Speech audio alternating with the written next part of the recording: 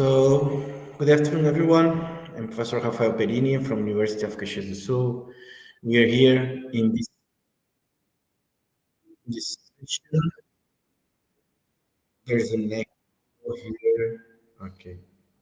Well, let's see. It's working.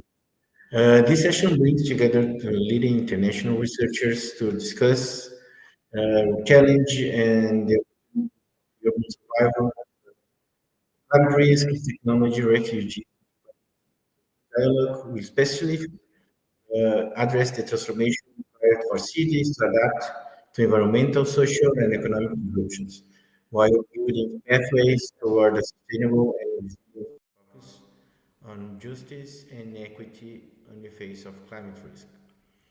It's a great pleasure to welcome to our session Climate Justice and Social Impacts of Climate Risk. This is the second part of the Global Dialogues for Shared Future on COP30 Connection series. The purpose of this initiative is to produce and share knowledge that leads to real action, echoing one of COP30's main calls to move from declarations to implementation, from discussion to measurable progress, and from intention to transformation. Thank you all for joining us in this important dialogue on the essential need for climate justice and equitable adaptation strategies. We are going to have in this meeting the Professor Giulio Verdini, Professor Ginter Koch, and Professor Federico Maria Pulselli. Now, to begin our session, I have the pleasure of inviting Professor Giulio Verdini to deliver his presentation on climate urbanism and adaptive governance, building equitable and resilient cities. Giulio Verdini is a full professor of urban planning at the University of Westminster and coordinates the master program in international planning and sustainable development. He is also a visiting professor at Mohammed Polytechnic University of Morocco. His research focuses on sustainable territorial development in rapidly urbanizing regions with an emphasis in cultural sustainability and social innovation. Dr. Verdini acts as an expert for organizations such as UNESCO, UN Habitat, and UFM. He was a key contributor to UNESCO report Culture for Sustainable Urban Development and is affiliated to UN Habitat Planners for Climate Action Initiative. So, Professor Verdini, please, the floor is yours. Thank you. Thank you very much, Rafael. Yeah, thank you. I guess you can hear me now. Thanks for the introduction, and allow me to share my screen. And please let me know if everything is fine. So it's really great pleasure to be here and be hosted at the University of Caxias do Sul for this side event for COP30. Obviously, very timing to be here to reflect on the topic that was suggested, climate urbanism and adaptive governance, with a view to trying to use these tools to build more equitable and resilient cities. That's the topic that we're going to discuss today, but also having in mind what Professor Rafael Perini was saying about the fact that we need to move from declaration to impact and understand how we can really change on the ground what is happening to make sure that cities become more adaptable to climate change and so on. Now, my presentation will be mostly related to research work that we have conducted over the last year, funded by the Economic and Social Research Council of the UK and jointly managed by the University of Westminster and the University of Caxias do Sul, especially the City in Living Lab. So actually, Rafael is one of our contributors, together with Professor Anna Cristina Facchinelli and also my colleague Luz Navarro here at Westminster. Now, when we applied, we thought about we need to think about how we can, let's say, implement something that might have an impact, let's say, on on cities, communities in terms of climate adaptation, and we propose something along the lines of place-based engagement strategies with local communities for creating better resilience governance after disaster. And that was immediately after the extreme rainfalls that took place in Rio Grande do Sul in May 2024. We applied it over the summer, and the proposal was successful. So we started immediately to sort of work together to trying to find a way to respond to the dramatic events that happened in Rio Grande do Sul with our tools, which of course it's about research tools. So it's a matter of understanding how we conceptualize that, how we frame that issues in a coherent way, but most of all, which kind of methodology we can use to ensure that we move from theory to practice, as we said, we move from theory to implementation, and so that we can really try to benefit communities affected. The event was dramatic. It claimed overall 183 lives and then displaced almost 600,000 people. So it was huge, the impact on the city of, for instance, Porto Alegre, where there was, let's say, widespread flooding due to the fact that it's a lowland area. But then also the major impact happened in the mountains when there were a number of landslides affecting settlements, neighborhoods, and so on and so forth. The testing hypothesis of the whole work that we did was that when we see these events happening, and this is something, of course, that is unprecedented in our history. There are places have a history of dramatic events, but not at this scale, and especially this they're happening more frequently than before. What we see is always often institutional inertia. So there's rigid governance structure that might hinder effective climate adaptation. So meaning that there's no structures that can facilitate and respond effectively to the needs of communities. At the same time, if the government is not often, fit for purpose, equally, there's lots of maybe grassroots initiatives from the bottom, from at the local level, community level, and so on. But these initiatives, although very interesting and sometimes very also meaningful, they might struggle to scale up because they are fragmented. There is insufficient coordination, lack of resources, and so fine. And the third point in the hypothesis that we wanted to test, which is really speaks to the discussion that we are having today, is that climate justice overall is something that remains underexplored when we talk about resiliency and ensuring resilient cities. And this is often due to the fact that there is limited attempt to co-produce with communities and with affected communities, let's say, resilient urban future.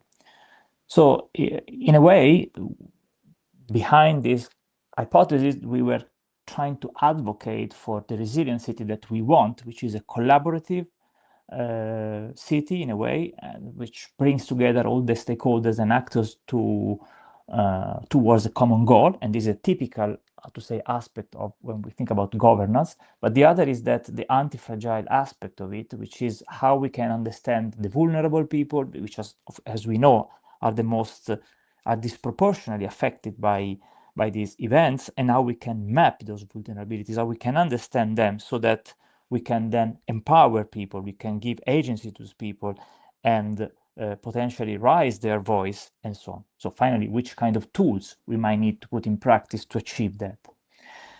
We were referring to global agendas. There's a number of agencies, UN agency for the Office for Disaster Risk Reduction, but also other programs such as the World Food Programme that have already highlighted that some of the knowledge gap areas in the field is about, on one hand, the collaborative governance, potential gap and weaknesses, and the lack of understanding of localized vulnerabilities when these events are taking place.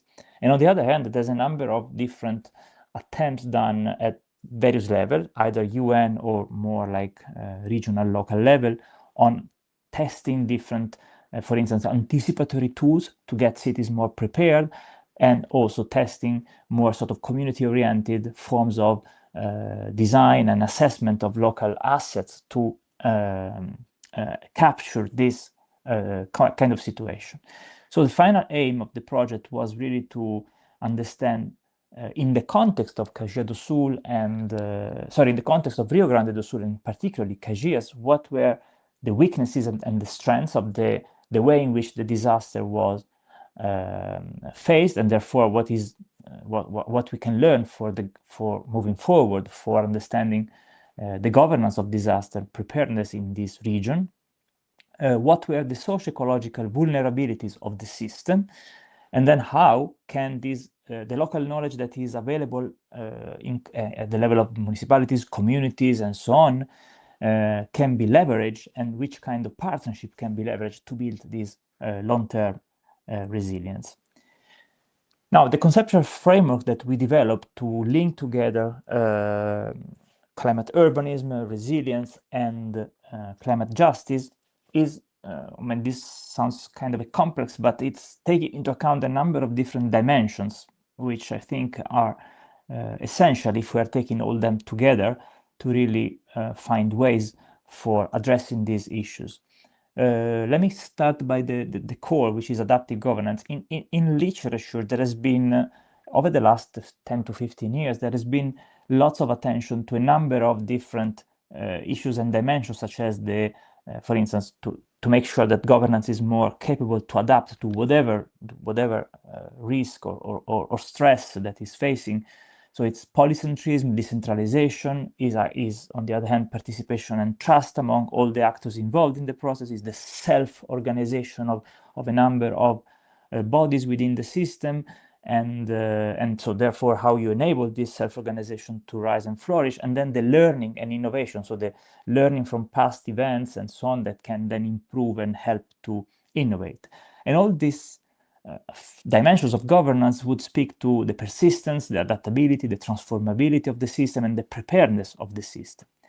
Now, this is in itself a big core of literature that we can find on this governance for climate adaptation, but then we added different new and other dimensions which are more related to urban resilience theory, and looking into, let's say, places and vulnerabilities of infrastructures, and then this just urban adaptation, so looking into equity, spatial justice, which requires a different set of methods, more sort of qualitative, action-oriented, to link all these dimensions together.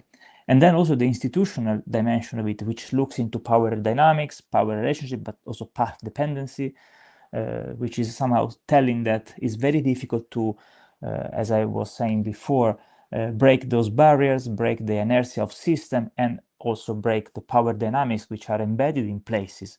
So it's not only about adapting governance, but it's also recognizing these dynamics, these inequities, and then trying to find very concrete solution to move forward.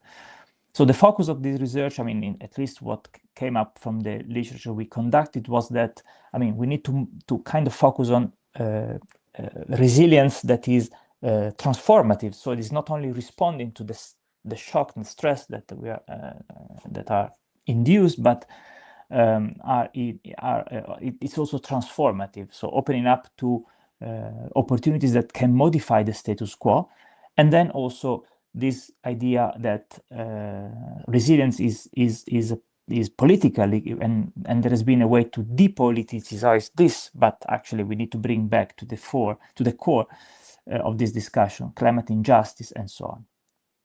All these things that I've said actually resulted in a very comprehensive methodology and a participatory framework that we developed together with, of course, our local friends and partners in Caxias do Sul and in Brazil, putting forward a set of collaborative workshops to engage a number of different stakeholders, some of them that normally are not really talking together much. So 4 workshops to facilitate the co-development of participatory and anticipatory tools, engagement strategies, and to raise also awareness at the local level, and then finally to emphasize design thinking and innovation by using methods such as horizon scanning, participatory mapping, things that I will mention. I will show very briefly in the next slides. I think there are two different forms of engagement that we tasted. First was with the municipal level and people working in business organization and key civic stakeholders. So we went through a number of 2 days of workshop, identifying challenges, barriers to climate preparedness as they emerged after the floods, and well, in this case of Caxias do Sul, after the heavy rainfall that resulted in landslides and so on all around the city, applying foresight methods to ask people to, let's say, understand current problem, where we are now, what are instead the signs of change, positive change that already emerged in facing the crisis, to define then what from their point of view it was possible to sort of actionable sort of short and long-term strategies to improve the resilience of places. And the findings of this was that there are systemic gaps and institutional inertia. So in the way in which the event was how to say, faced. So lack of preparedness overall and lack of contingency planning. There also the presence of outdated risk map and also a misperception of risk from point of view of those working in either government or in the sort of association and so on. A fragmented communication system and information system, which has prevented help and the support to be effective. Disjointed, although engaged community and business that volunteer together to kind of try to find and to cope with that. So it's a mix of progress and signs of positive change, and also lots of legal and bureaucratic barriers in this process. When we then moved instead to the second two workshops, these were located in one of the small town around Caxias do Sul. So we wanted to have a case study of a town, of course, deeply affected, and we found that Galópolis was one of those, where we could use different tools to engage with community and then to being able to compare and confront the findings with the findings at the municipal level.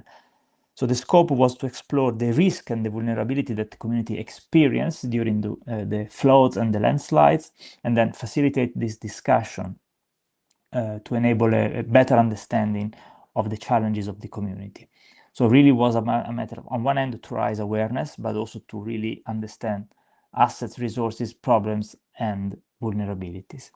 So this was done through community mapping, as we said. So of course we worked in all together. It was hosted in a kind of symbolic building of the community, where we invited the community to come to discuss with us during these 2 days, and we prepared these maps and asked people to locate with the different dots, red and green, what were the strengths and the weaknesses that they experienced during the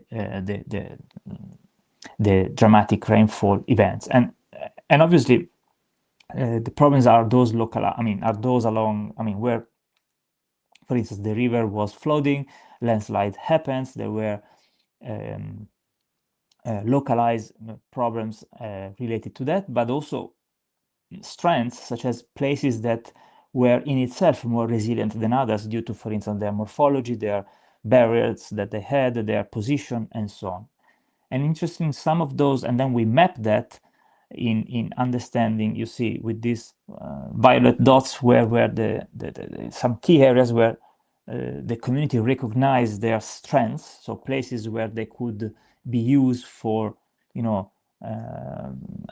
let's say, moving there during particular problems that they would encounter during this moment, and so on. And on the other hand, the risks, such as the river in itself, that has been highly artificialized, and therefore it's dangerous in case of heavy rainfalls, or some of the areas near the mountains that is more at risk of slides. So the preliminary finding from Galópolis was that there is an absence of authority in these moments, in early crisis moments. So the community was pretty much left alone in responding to that. On the other hand, there was a spontaneous community mobilization that was quite effective, but also somehow hindered by the lack of communication and mistrust with again, the authorities. There's quite a lot of mental health impact and emotional trauma that needs to be accounted into the process, so that community are, it's hard to recover rapidly, but then in the recovery phase, and while there has been lots of economic disruption, there are also strategies for recovery that go through the reassessment of the local resources, including cultural resources, heritage, identity of the community. That is very important. So, and that brings me to come to the conclusion to the talk, where there has been a number of lines of argumentation by bringing together all these elements. That there's the need to rescale public action where and when is needed, avoid overly centralized action, and also enabling civil society to collaborate more effectively. We have seen an important aspect of self-organization of the civil society. Often that is, how to say, left unexplored, but there's instead great potential here to leverage their resources and network. Of course, they need to be, in a way, supported, also with the right tools to capture their strengths, and then to be able to put that back into the system. And then finally, community co-design as a tool to identify those issues and to link this understanding to social justice and those who are really affected to this problem. Now, there was a follow-up in early September where we came back to test the sort of community co-design through this tool, Serious Lego Play, where we brought together the stakeholders who participated in the different workshops, so the local community, the municipality, and then also the Defesa Civil Nacional, the authority in charge of disasters, and together to think about the future, what needs to be done, what priority needs to be put in place. Now, we haven't systematized really those information, but there are different visions that are emerging, and the question now would be to understand how we can sort of streamline this in order to become transferable, replicable. Of course, it's time consuming. Processes like these are time consuming. It requires resources, but is where you can get to, let's say, the core of what community needs in this process. And yeah, thanks for the attention.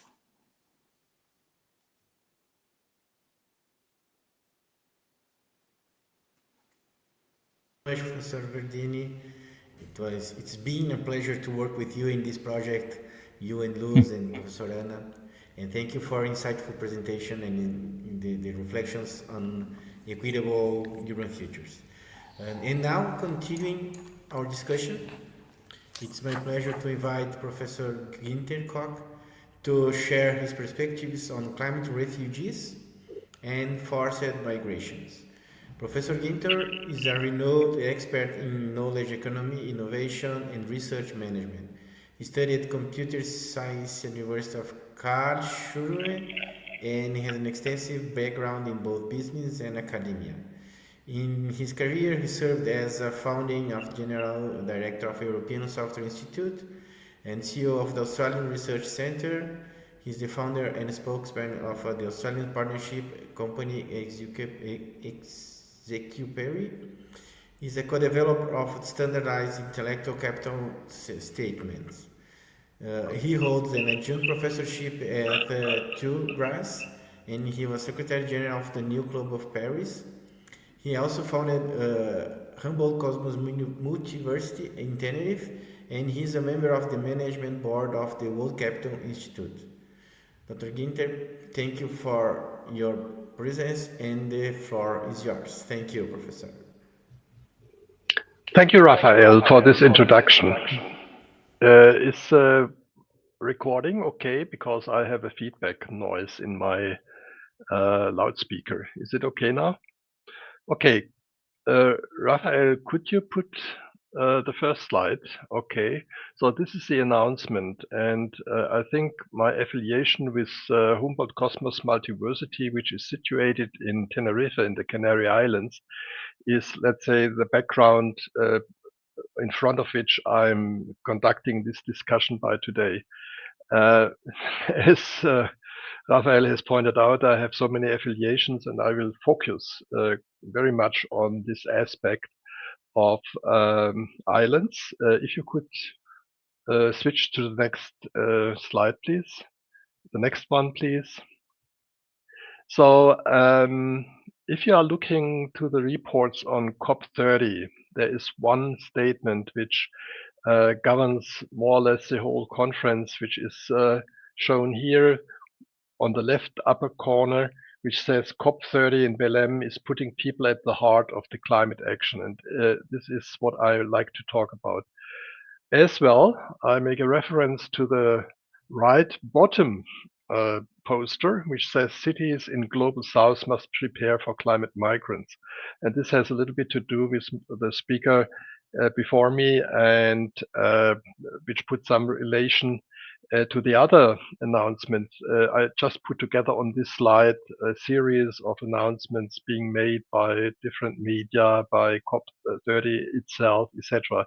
And if you are reading the headlines, you will see that one of the major concerns in respect to people is that COP30 must address the environmental migration, the climate change, and human mobility in the Global South in specific. And there are a lot more, I would say dozens of newspaper articles, internet articles, which address the issue of refugees and climate migrants.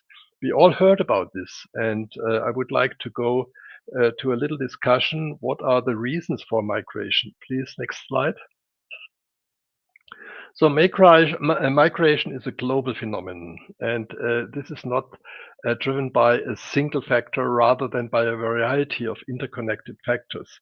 And we all heard about them. The first and dominant reason for migration is economy.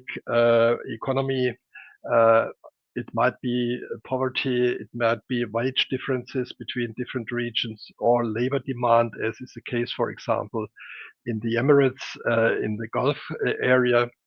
Second important is family reunification, also education. When students go to other countries and want to remain there, also they have only a limited permission to stay there, or some cultural ties, so that there are diaspora communities and other communities already existing in other places where the rest of the family would like to go. And then we know about the political reasons in specific conflicts, which with military consequences, persecution, authoritarianism, meaning government templates which do not favor people to develop as they like, or even more precise, repression, putting people to jail or to threaten people, minorities, for example, obviously, and in very many cases also racist reasons. The key issue we like to talk in this little conference, which, by the way, I should mention, to me looks like a nano COP30 event. Thanks, Raphael, and to your colleagues that you managed to set up this interesting series of talks. So the main subject I need to talk about is the environmental reasons and environmental motivations to change place. The first thing is climate change. We all have heard about rising sea levels, in specific in the Pacific, where the Pacific Islands very frequently, in a very illustrative way, demonstrate what it means to them when sea levels rise, because it could even happen that some of the islands completely disappear. Sorry. Drafts in desert regions, desertification, or floods in vulnerable regions, as has been pointed out by the speaker before, on the Caixa do Sul area, where in specific weather influences bring people to change place.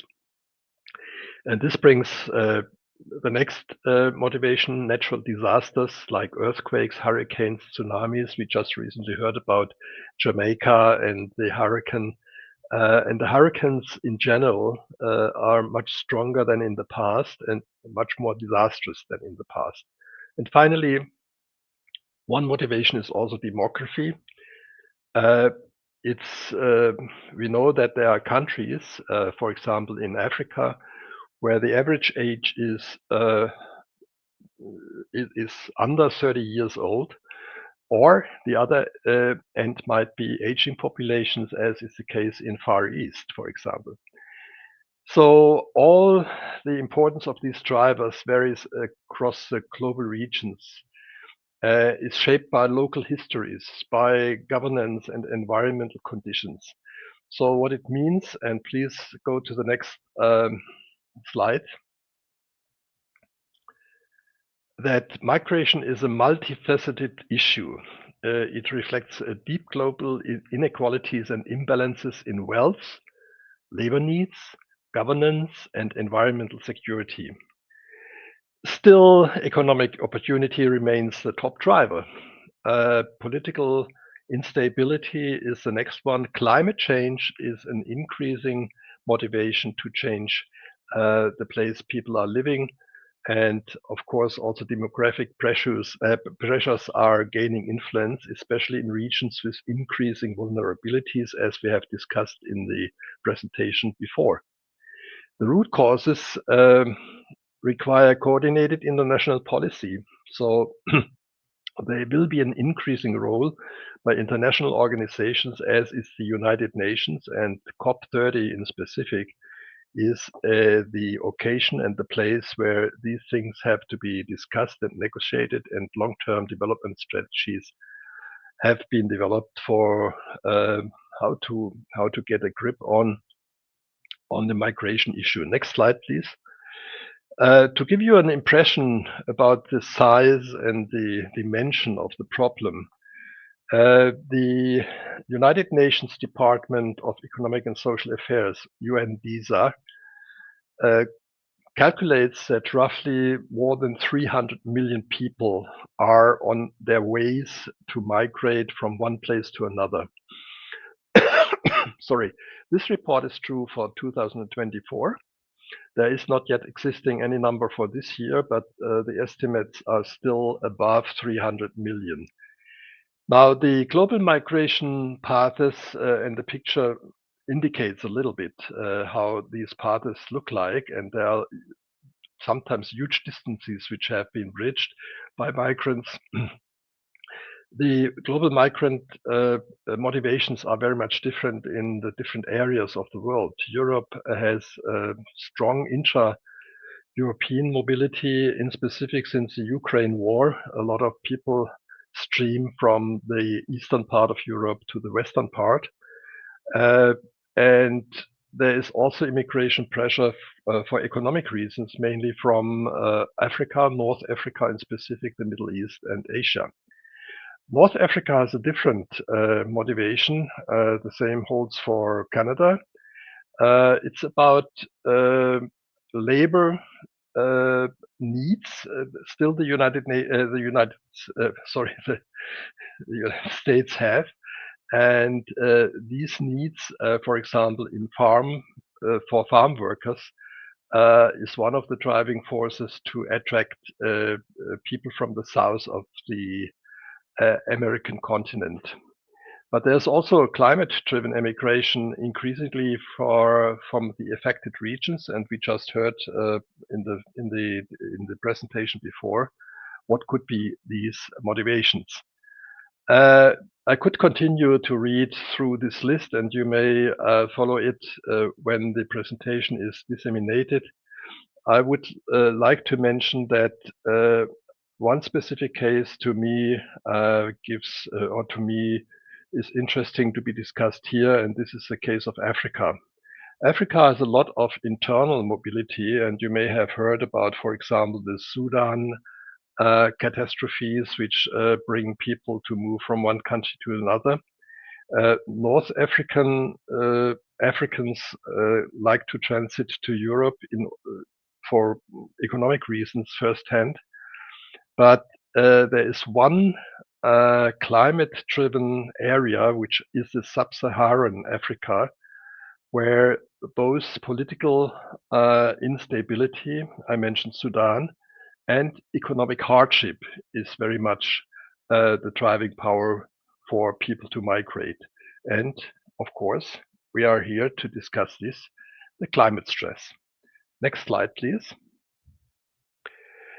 Now, I would like to discuss a very concrete case, and this concrete case is the migration from Africa, or to be more precise, even from West Africa to Europe, which takes place on the most deadly Atlantic route. And the picture demonstrates by which boats people from Africa travel through the Atlantic, and the Atlantic in that part of the world is one of the most dangerous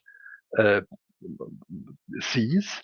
And in the past, it was usual that Africans arrived by such boats as is presented in this picture, containing between 30 to 50 people. Meanwhile, the boats became much bigger, and it's reported that they can carry up to 300 people.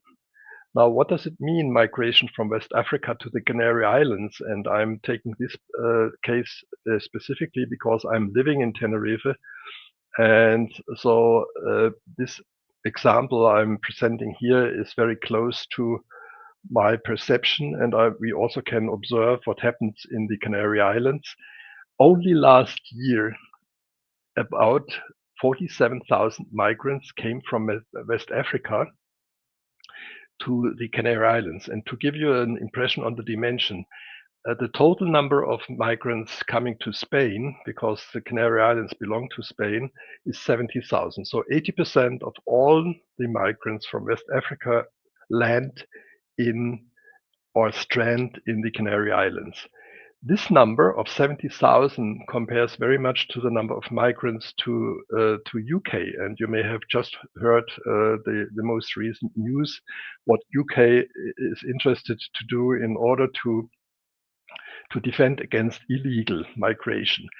The dimension of the problem for the Canary Islands is similar to the dimension of migration towards the United Kingdom. And if you just compare the number of inhabitants of these two places, United Kingdom has roughly 70 million inhabitants. The Canary Islands have 2 million. So the number of migrants arriving to the Canary Islands is by proportion and per head count much, much higher than in other European countries. To give you also an impression on the distances, the closest distance between Africa and the Canary Islands is roughly 60 miles, which is roughly 100 kilometers. That's the nearest distance between Fuerteventura and Africa. But most of the migrants arrive from countries like, for example, Guinea or Guinea-Bissau or Senegal. And these distances are as long as they need, sometimes up to 2 weeks or even more, in order to arrive in such kind of a ship to arrive at the Canary Islands. Now, the question then is, how many more people would like to take that dangerous route to come to Europe? After the estimates of some of the most competent organizations, like, for example, Frontex in Europe, it has been evaluated that in countries like Mauritania, there are some 300,000 Malayans who are living there in refugee camps, and these 300,000 have been identified to be motivated to take that dangerous route to the Canary Islands sooner or later. So the problem is not solved yet. there is still a high motivation for people to leave their original countries and to move on dangerous routes to come to a better place. Next slide, please. Now, I would like to turn the official motto of COP30. It's either from vision to results or from ideas to action or whatever you may call it. I think the difference of this year's COP to the COPs before is really that we have all the feeling that a lot of discussions have been conducted over the last decades even, but there is now the time come, and I think Brazil is ready and motivated to change these things. My interpretation of this slogan is that we need to come from a discussion to doing or to action. And I would like to present a very practical example how this could happen. And this example involves the private sector engagement, which is the idea to motivate young Africans for a technical education, which would help them to get this education in their home countries, and by this also induce a economic process which in the end would help to keep people back in their home countries instead of taking a dangerous way to escape to a so-called better situation.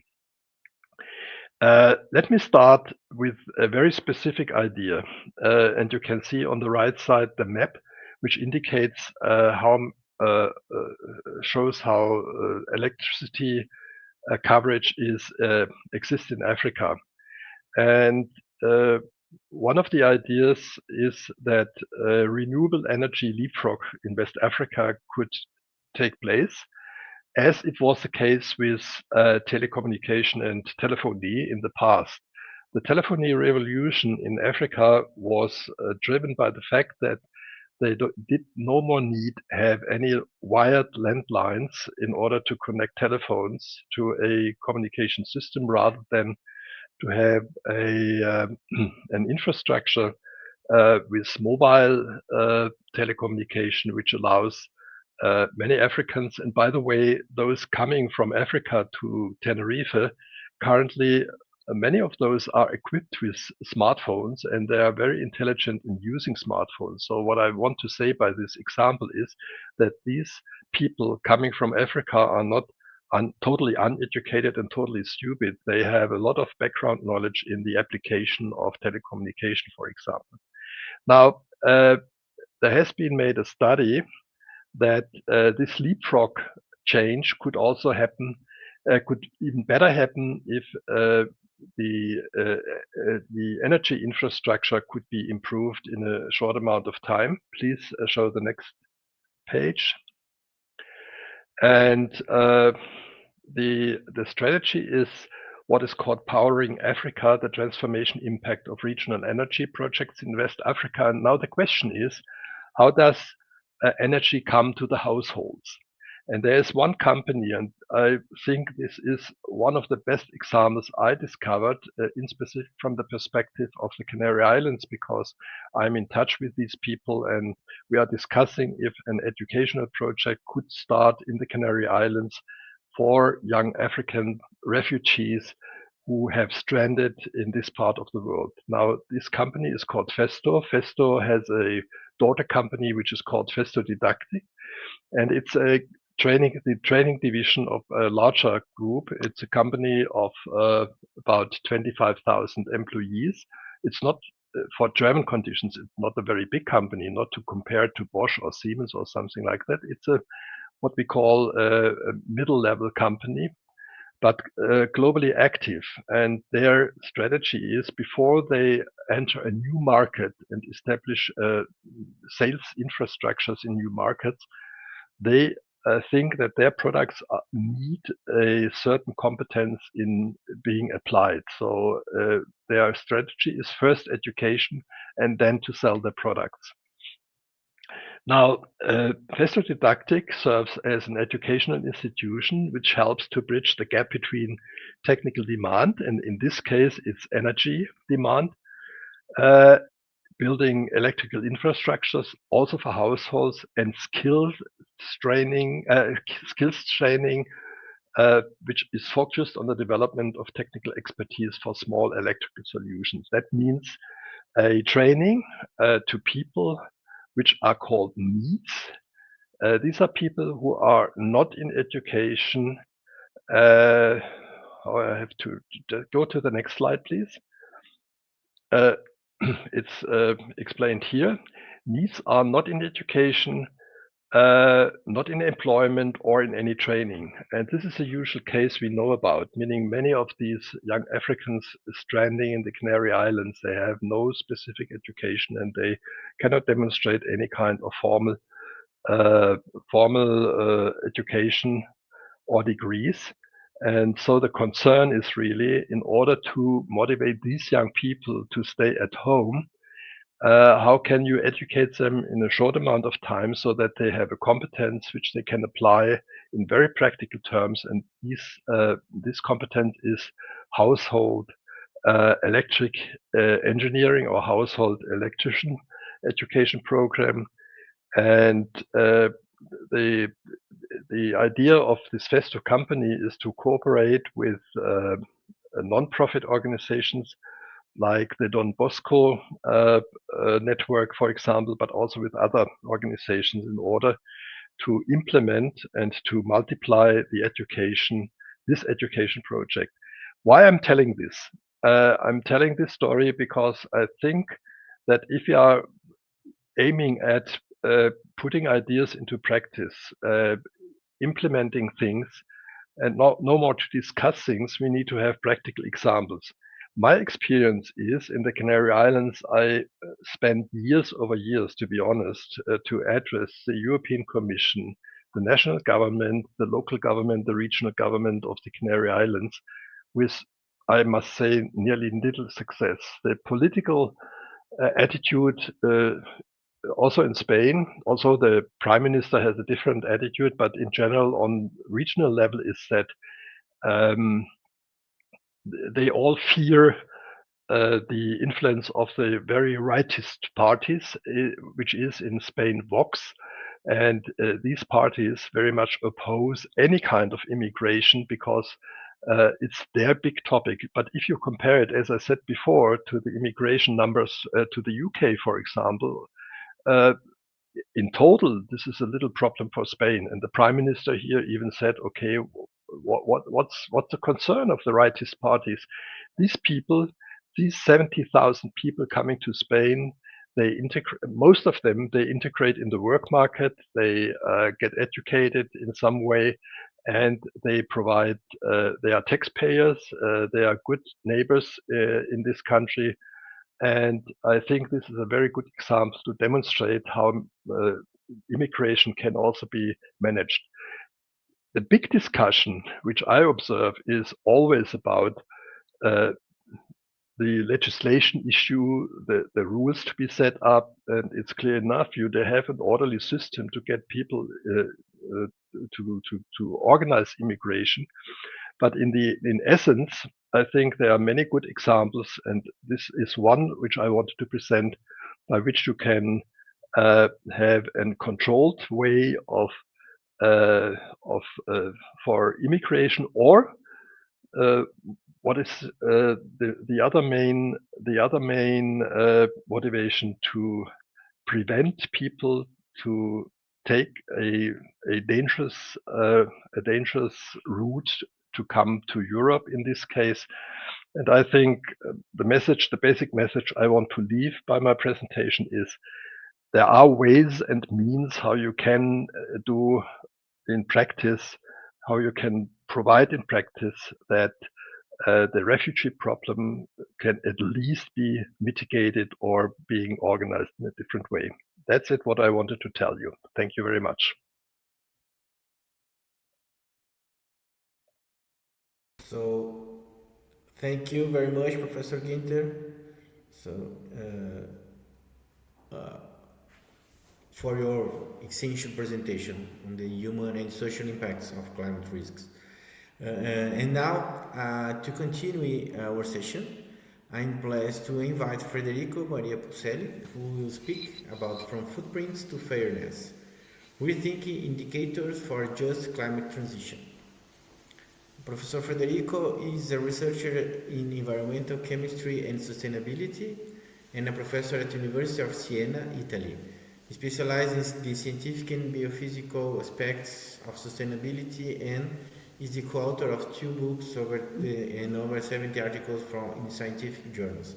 Additionally, he has contributed over 60 book chapters and participated in numerous international conferences.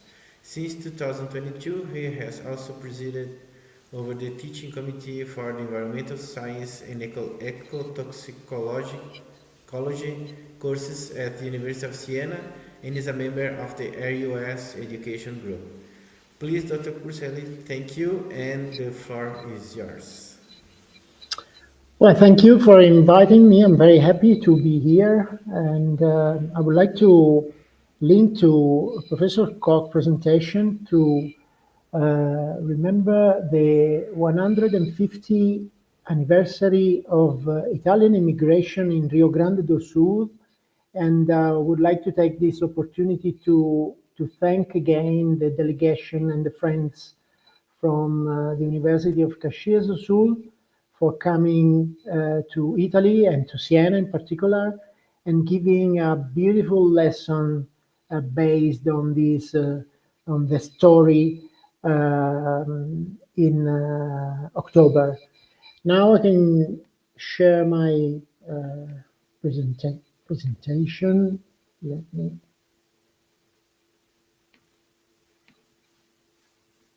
Okay, please let me know if you can see my presentation in full screen. Okay.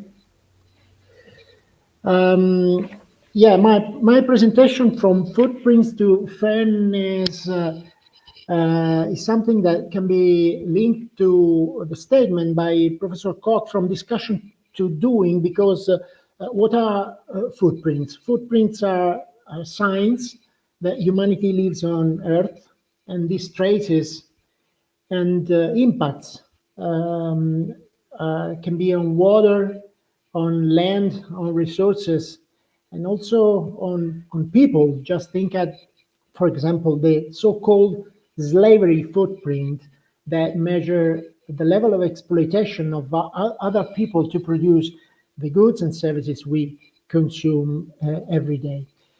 At the same time, we must calculate footprints, but we also have to involve people more and more, because everyone can give her or his own contribution to improve our conditions on Earth, but also convince institutions to give their own contribution. And to summarize what I'm telling, I think that we can associate knowledge, and in particular technical knowledge, to the calculation of footprints.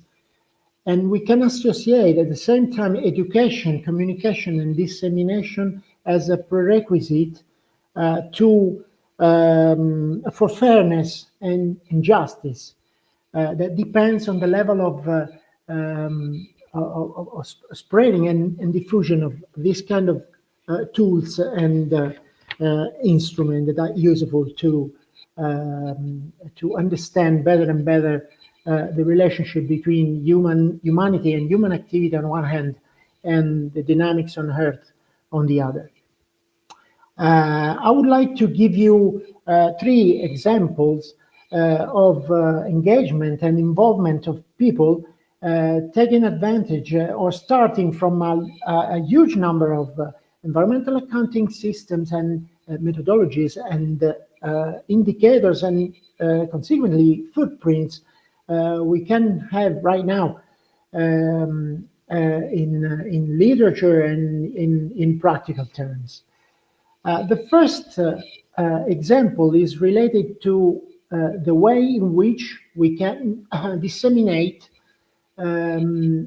culture and knowledge on one of the most important assessment tools and sustainability assessment tool, that is the life cycle assessment. That is a very technical and standardized tool that is used by corporates, by researchers, and in a very specific way. But people should be informed about these. And the first thing I would like to tell you is this series of videos on the bottom of the slide. You can see the story of staff, the real name of the title of this session of my presentation. A series of video you can find on the YouTube where the story of the products we consume every day is told in a very simple way based on the life cycle assessment. The life cycle assessment is a methodology that enables us to understand the story of stuff, because when we have a product, we can explore the story of the product from cradle to grave. That is, from the extraction of raw materials for its production to the moment in which the materials and energy that are used to produce that product go back to the environment again. I say again that this is a very technical tool, but we can translate from cradle to grave and the technical aspects of LCA into something that is very easy to understand. And I use the lifetime of the object I was talking about before. When you have an object in our hands, we only consider the time in which we have practically that object, that is from the store to the trash bin. That is the lapse of time in which we are responsible for that object, because we bought it, we paid for that. It is we consume it, we use it, but no one is very interested in what is the story of the object before the store and the story of the object after the trash bins. But the object exists, and the life cycle assessment is something that enlarges our view, our point of view related to that object, and it can also stimulate our responsibility on the story of the object, on the solicitation we exerted when we we demanded for their object. And this is important because it's something that can, in a sense, change also our behavior. There is another aspect of LCA that is linked to the technical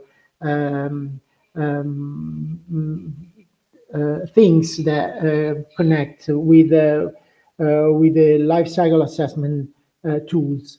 The first thing an analyst or a researcher does when he or she starts to use the LCA is the calculation of the potential impact from cradle to grave of a given production process or a product. So he or she applies the life cycle assessment tools.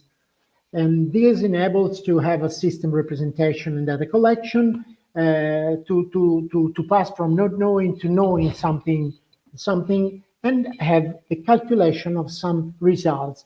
The footprint, for example, the carbon footprint, what is the amount of CO2 that is emitted in the story of that project.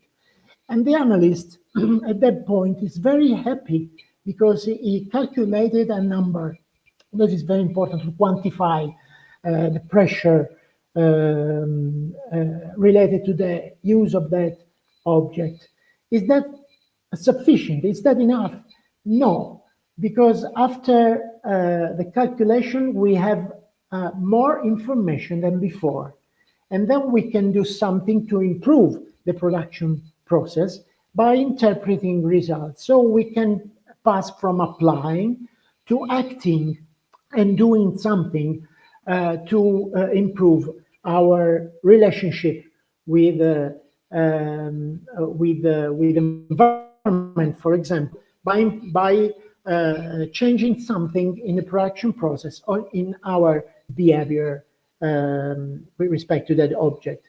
Is that enough? Again, no, because the analyst can understand that the final result depends not only on the company that produces the object, but on a lot of other actors that are involved in the value chain. And so if the company that produces the object that obtained a carbon footprint result wants to improve all the process, can involve other actors and ask them to improve their own processes. So apply, act, and involve are 3 progressive stages of the LCA application, also from a technical viewpoint, in order to use this kind of object, this kind of sustainability assessment tool to actually improve the performances, the environmental performances, but not all environmental performances along all the supply chain. This implies that individual choices are only a part of the solution. The responsibility is not only on every single person, but also in the system that should be designed in order to incorporate the best practices performed by all the subjects interested in sustainability and better performances. The second example I would like to show to you is the so-called gamification of this kind of information in order to involve, for example, young people. This is an event that every year occurs in Siena, but also in Europe. Is the Bright Night. This is one of the rooms in which our group in the Red Circle perform this kind of game together with or show this kind of game to a lot of kids, both boys and girls, of course, and they were asked to compose their own meal through a kind of menu, and this is very funny. They have to choose between a basis, for example, rice or pasta or something like that, proteins and other ingredients, like they do with a so-called poké. That is something that's very well known right now by the young people, and they are happy with that until they know their impact in terms of CO2 emission. Because after that, we give them the menu with the prices, not expressed in money terms, but in terms of grams of CO2 equivalents per unit products or per portion. This means that the sum of all the ingredients within the bowl gives a kind of results in terms of CO2 equivalents. That is something very important, but no one knows what the CO2 equivalent is.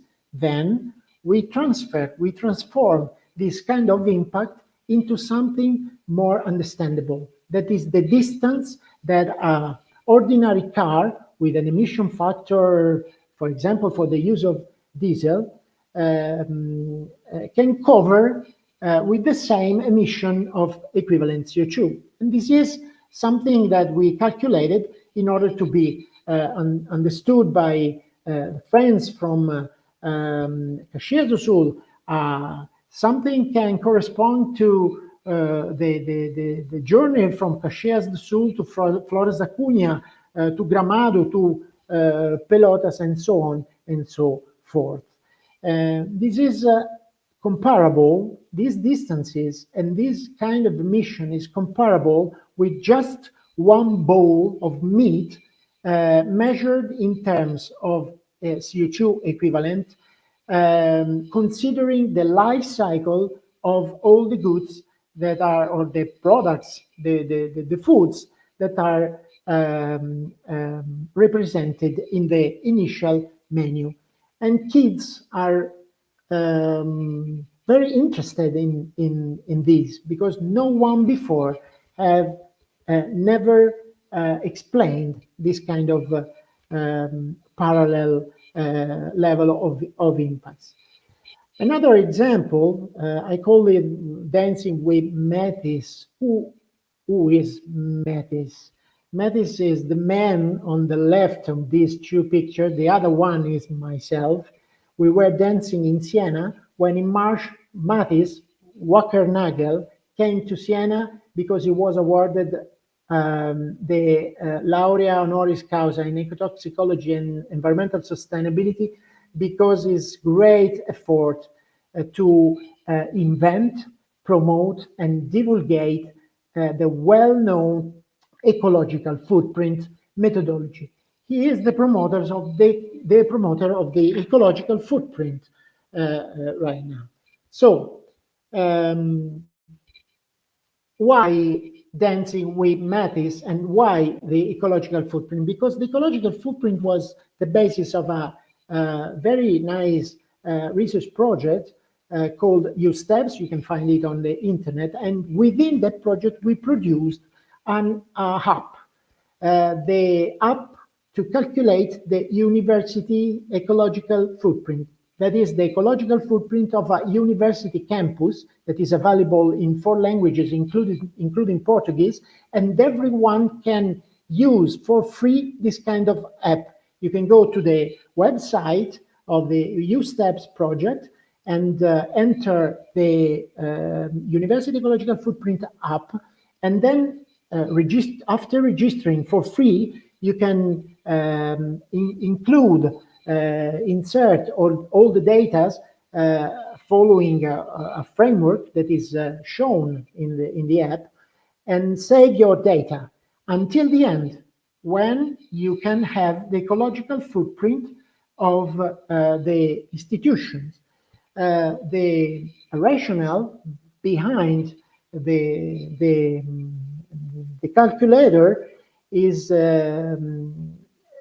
has been given by dividing 2 kinds of great categories: the direct control administration, the direct responsibility of the university, and the indirect responsibility. And all the things that works every day in a university campus are included: the energy, the buildings, the materials, wastes, cleaning services, but also travels for missions, material, electronics, and equipment, feeding, food, for example. Sometimes we can also include events, sports and athletics, like in most important Anglo-Saxon and American university they do. And then there are the indirect responsibility related to commuting, going from home to the university, or the food that is consumed by students, for example, at home while they are studying, and so on and so forth. In brief, a lot of data are necessary to fill all the cells of this framework.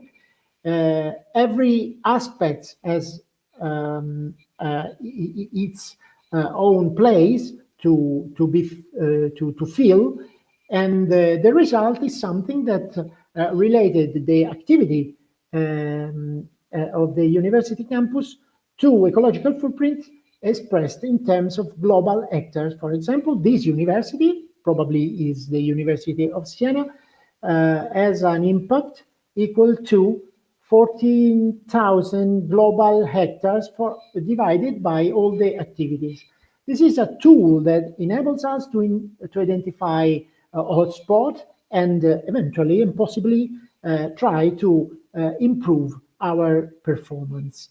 This is a virtuous circle, because if we standardize and repeat systematically year after year this kind of experiment, we can go from not knowing to knowing, then prioritize something, then make best practices, and then monitoring again the following year in order to create a virtuous circle. Yeah, about knowing, we can identify the responsibility for data production, where are the data, systematization for prioritizing and identifying the hotspots, food, energy, community, and so on, and then recommendation for all the community in the university campus. I would like to conclude with one of the most important environmental engineer and scientists in the world. He is the promoter of another important environmental accounting methodology that is called EMERGY, or solar footprint. Howard Odum from University of Florida, he passed away in 2002, and he wrote in 1973, "Will our youth be ready for the gradual transition to a fine, steady state that carries the best of our recent cultural evolution into new, more miniaturized, more dilute, and more delicate ways of man-nature?" This is a phrase that is very, very full of love, in my opinion. It is not so easy to read, but he used, as you can see, very nice and not aggressive terms and phrases in order to involve people, in order to engage people, especially the youngest one. These are two other communication tools. And if you look at the QR code, you can download these two comic books, a few pages in English. These are available also in Italian somewhere. And you can download with your cell phone. These are for free, of course. And thank you very much for your attention.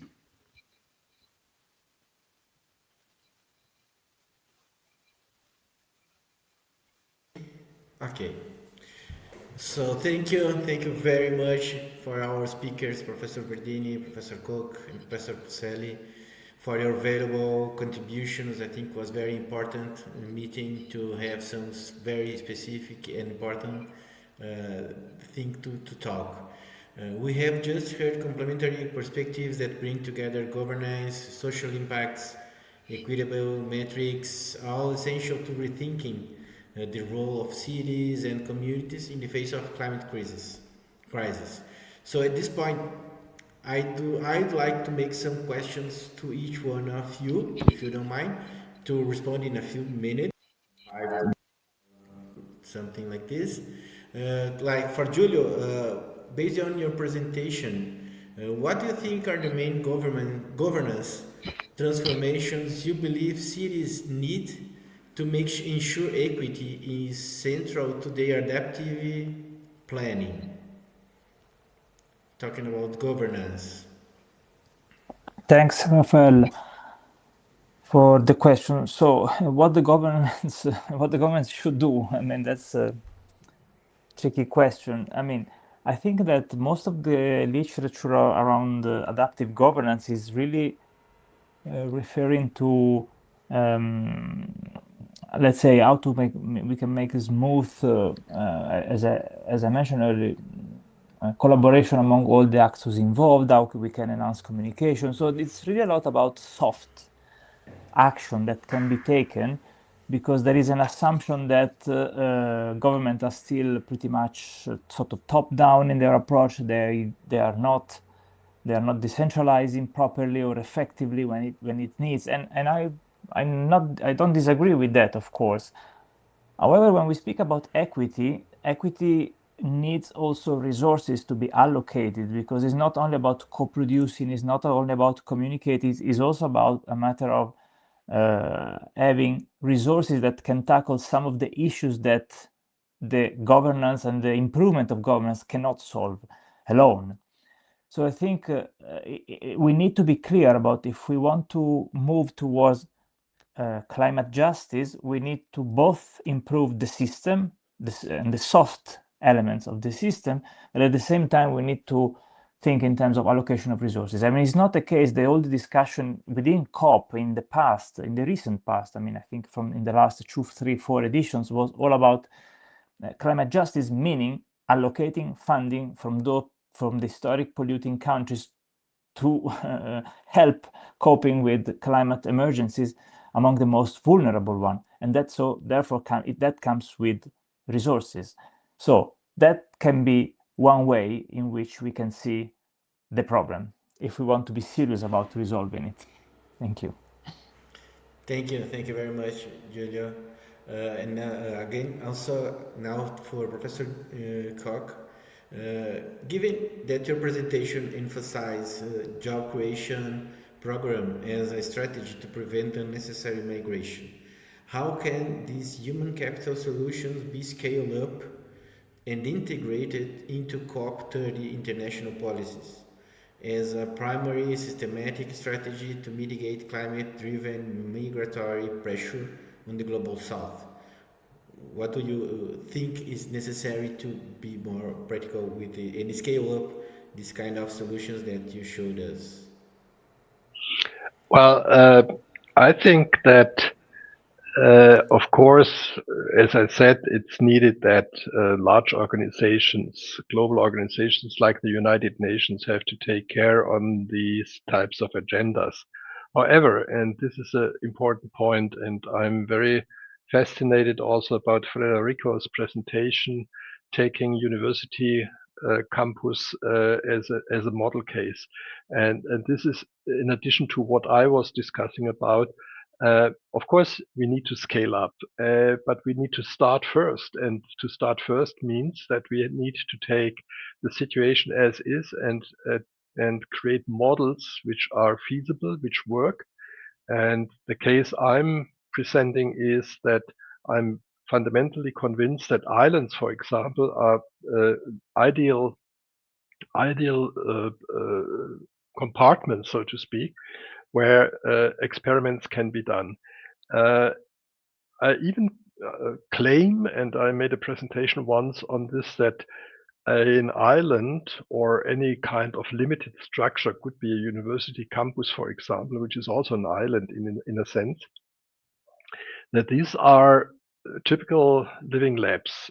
Other people think it's an experimental place where you can try out things. And I think this is the most important message I would like to bring over before we start to scale up, before we start to involve the very large organization in charge of influencing legislation and setting the rules on a global scale. We need to demonstrate that things are possible and can be done on a local level or regional level. And this is, I think, what I would really like to be discussed, that before we start to think in big terms, in, let's say, United Nations type of strategies, we need, meaning it's important and must be done, and COP30 is certainly devoted to this type of strategy. But as well, we need to demonstrate practical examples which work and which can be copied, and then we can talk about scaling up. In the case of islands, I know there are organizations like Island Innovation, for example, which is a global network of islands. They have organized for learning from each other, and this seems to work. It seems, in that sense, it's scaling up, because copying good examples, workable situations in one place can be expanded to other places. And if this works in a first instance, I'm very much convinced that we may achieve the global, the goals which are set in order to fight the climate problem. Okay, thank you, Professor. We have here in the YouTube the chat. We have Professor Ana Cristina is asking if climate justice demand not only fair outcomes but fair decision-making process. To what extent can global arenas like the COP genuinely redistribute epistemic, political, and financial power? What do you think about talking about COP, specifically about COP? I don't know, Professor Federico, if you want to talk, or any one of you, please. Well, I can add something to what my colleagues have said just before, and also to respond to give an answer to Professor Anna Cristina, say hello to her, of course. And there are two things. The one is strictly related to what I presented before. As long as we only refer to entities measured in money terms, we cannot capture the multi-aspect essence of our impact on the earth. And so we need complementary tools in order to represent our reality in different units of measure, in different colors, in different ways, in order to include all these ways and these colors within policies, both at the local and the global level. About the local and global level, I totally agree with Professor Koch's statement, because the fact that things are possible is a very important starting point to do something, to go from discussions from discussion to doing, as he said during his presentation. And in this sense, besides the experiment we are doing with University Campus, I would like to tell you something that the friends at the University of Caxias do Sul already knows. But tomorrow we will present for the results of the greenhouse gas inventory of the province of Siena. We have been doing since 2008 every year, in order to have a parallel accounting together with the economic financial one, expressed in terms of CO2. And as someone knows, the province of Siena has an inventory of GHG emissions that presents emissions, of course, but the sequestration more than offset the emissions. So we can say that we are going towards the carbon neutrality of the land, and this kind of result, the inventory with emissions overcompensated, more than compensated by sequestration and removals, have been for this year have been certified by an international third-party entity according a very important standard, very new standard, that is called the Global Protocol for Community Scale GHG Inventory. It was possible here, it can be possible elsewhere, and it can, in my opinion, scaled up for larger systems, characterized probably by larger population density, a larger density of industrial segment, larger cities, and so on and so forth. I think that this is possible. Thank you. Thank you very much, Professor Uccelli. And now we have a last question from Professor Anna also, and talking about, and what would be the practical signs that equity for vulnerable population is moving from rhetoric to structural transformation? What do you think about what we already have about this? What would be the practical signs? Sorry, maybe Rafael, can I respond to Sure. that? I mean, I wanted to address the previous question that Anna Cristina made about the relationship between fair outcomes and fair decision making. And I think that one of what we have proved, mostly actually you, with the work that you have done as a follow-up with City Living Lab after the work we did of engaging with communities, is there's some tangible outcomes, that result out of the work with very limited resources, and that was the manual for disaster preparedness that was done in a very sort of collaborative fashion between the community, City Living Lab, and then the Defesa Civil and some of the actors involved in that. I mean, that shows really that is how to say, remarkable how you can achieve, let's say, something very tangible that can have an impact in the life of people, because in future events, people might be more prepared just for these little leaflets that has been circulated in a way. So there's a way to link, a fair process in a way with some fair outcome. That is a little signs of what can be done more extensively, and that can bring to the second point about more structural transformation. So when you start enabling these co-production ways of producing and advancing somehow knowledge, understanding, solutions, and all of that, there's possibilities, I suppose.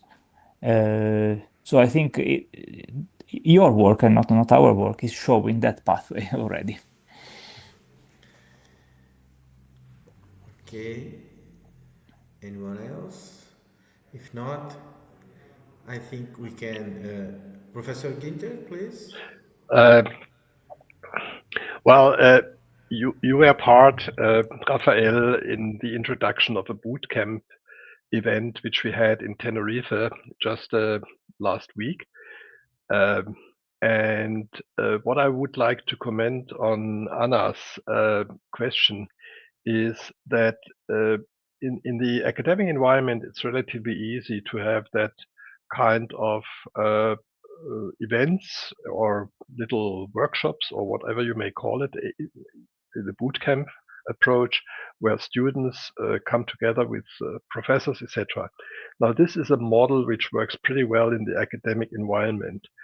I know that the Living Lab idea goes beyond. It's expanding towards the general public, and I think we need to think about how these models of getting people engaged can be expanded to a larger community. You do it already with this with the Living Lab, but I think that's a smallish starting point which must be expanded. And from what Giulio presented, I'm very much impressed that you really that you really theoretized and had and developed models and had a lot of thinking put into that, how this could be accompanied, such kind of processes can be accompanied by sound academic work. And I think what I'm aiming and claiming for is that this needs to be expanded from the academic environment. And the same thing holds also for the high-level discussions we have in, for example, on COP30, meaning we all are involved in these type of things, but the real effect comes when we are able to transform and to transmit these kind of methodologies and practical examples to a larger community.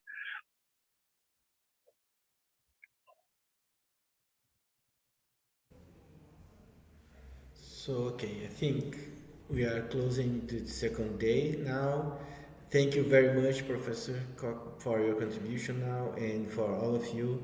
The second day of the Global Dialogues for Shared Future, COP30 Connections, concluded with a consensus, achieving resilient and sustainable futures demands a fundamental reevaluation of governance, equity, and action.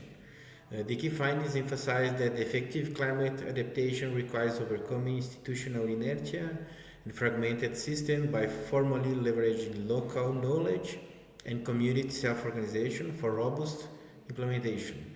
Furthermore, global challenges like climate-driven migrations must be addressed proactively through target human capital solutions such as investing in vocational training and job creation in vulnerable regions. And ultimately, all efforts must be guided by the principle of fairness, ensuring that equity is measurable criterion in non-climate policies.